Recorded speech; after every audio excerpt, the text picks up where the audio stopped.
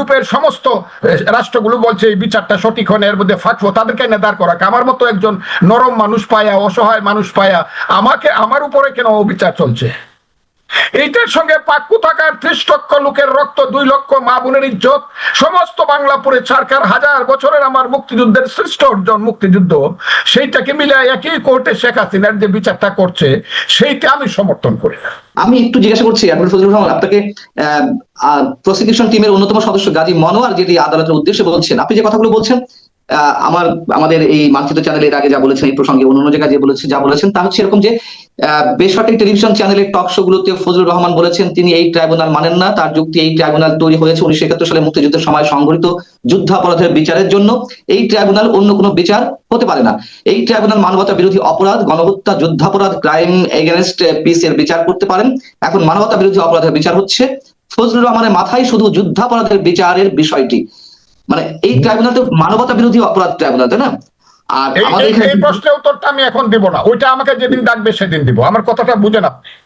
তারা কি বলতেছে আমি এখনো জানি না, কারণ আমি এখন নোটিশ পাই নাই বা কোর্ট আমাকে ডাকেই নাই এখন। কাজে তারা কি বললো ওইটার উত্তর আমি দিচ্ছি না। আমি যে কথাটা বলছি সেটা বলি, এখনো আমি বলছি এই যে কোর্টটা কনস্টিটিউট হয়েছে, গঠন করা হয়েছে, আমি বলছি এই কোর্টটা আন্তর্জাতিক যুদ্ধ অপরাধী কোর্টের মতো এইখানে গঠন না করলেও চলতো। আর একটা ট্রাইব্যুনাল গঠন করা হোক এবং কঠিন এগুলো আমি বলছি তো, খালি আমার কথা ভেঙে ভেঙে বললে তো হবে না। জি, আমি তো সেদিন হাজির হব। আমার যদি কথা, আমার কন্টেম্প কথা, আমার টোটাল 1 ঘন্টা 10 মিনিটের টোটাল আমার বক্তব্যটা শুনতে হবে। আমার 1 লাইন 2 লাইন শুনে তো বললে হবে না। আমি খুব ক্লিয়ার বলছি, বিচারের ব্যাপারে আমার কথা নাই, বিচারের ব্যাপারে আমার কোনো প্রশ্ন নাই, কিন্তু এবং যারা বিচার করতেছে তাদের ব্যাপারে আমার কোনো প্রশ্ন নেই। প্রশ্ন শুধু কোর্টটার ব্যাপারে, যে কোর্টটা কনস্টিটিউট হয়েছে। কারণ এই কোর্টটা এমন ভাবে তৈরি করা হয়েছে, যখন এই সরকার তো আর 3 মাস থাকবে যদি গণতন্ত্র আসে।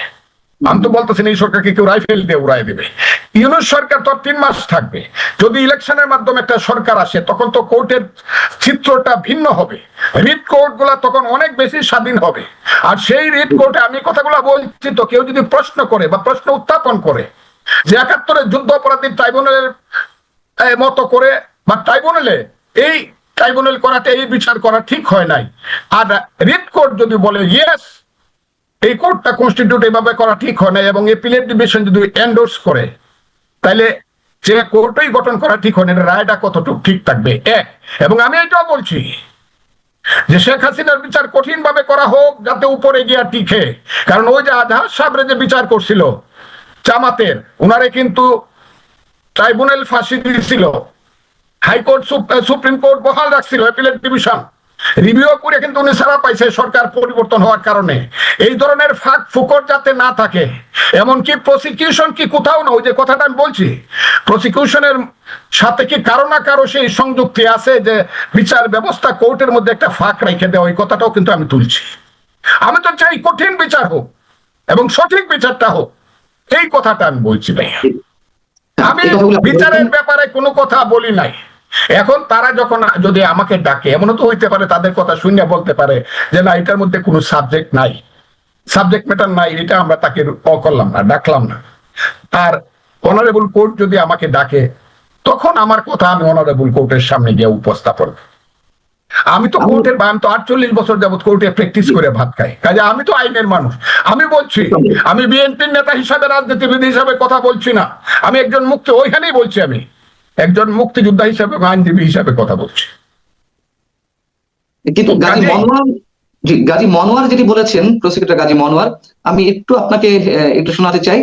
আপনি এটিও বলেছেন, আমি নিজে আপনার কাছ থেকে শুনেছি, আপনি বিভিন্ন জায়গায় বলেছেন, এই আপনি যে কথাগুলো বলছেন এর বাইরে নিশ্চয়ই অন্য কিছু বলেননি। আপনি বলেছেন এই ট্রাইব্যুনালে যে প্রক্রিয়া শেখ হাসিনার বিচার চলছে সেই ট্রাইব্যুনালকে আমি মানি না, এইভাবে বলেছেন। কিন্তু আমি চাই না, এই ট্রাইব্যুনালটাই আমার কাছে রং মনে হইতাছে, রংলি কনস্টিটিউটেড।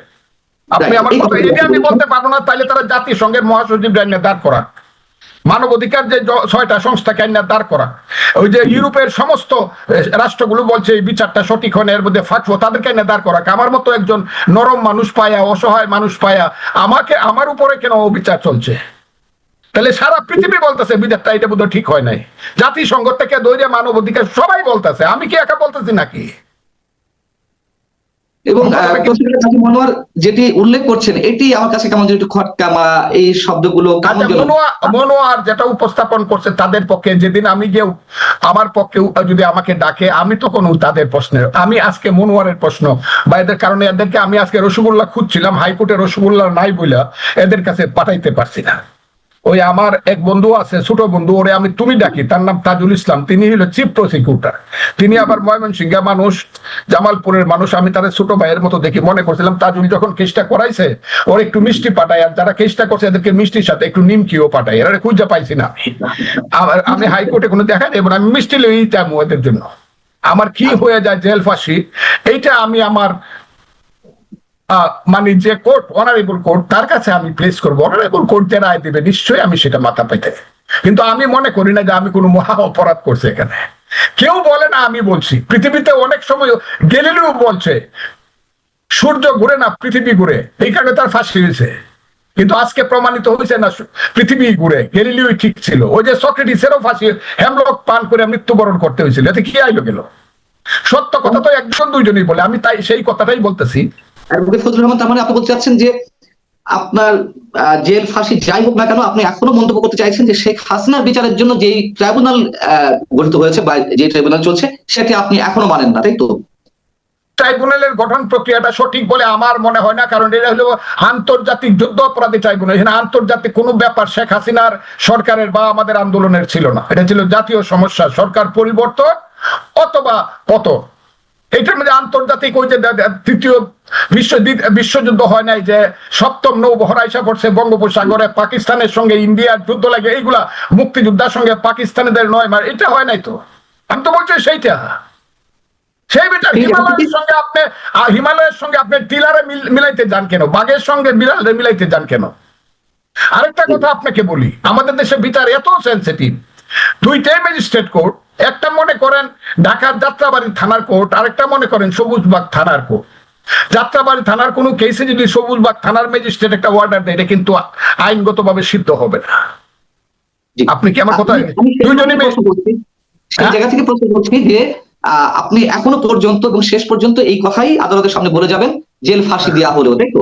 আমি বিচারের ব্যাপারে আমার কোনো বক্তব্যই নাই। আমি বলতেছি কোর্টটা সঠিকভাবে কনস্টিটিউট হয় নাই বলে আমি মনে করি। এই মনে করাটা মহা অপরাধ কিনা, যদি কোর্ট মনে করে মহা অপরাধ, তখন আমি তাদের কাছে বিচার প্রার্থী হবো, তারা যে বিচার করে সেই বিচার মানবো। কিন্তু আমি মনে করি না যে আন্তর্জাতিক যুদ্ধ অপরাধ, যাদের যে যুদ্ধ অপরাধীরা এই দেশে 30 লক্ষ লোককে হত্যা করছে, 2 লক্ষ মা বোনের ইজ্জত ধ্বংস করছে, এই দেশের বুদ্ধিজীবীদেরকে, শত শত বুদ্ধিজীবীদেরকে হত্যা করছে, তারা যে বিশ্ব অপরাধী, এদের সঙ্গে হাসিনা সরকারের যে অপরাধ, তাদের অপরাধ গুলি করে মারছে, তাদেরও ফাঁসি হোক, কিন্তু অন্য কোর্টে হোক, নট ইন দিস কোর্ট। এটা হলো কথা, অন্য কোর্ট করে হোক, এই বিচারকরাই করুক।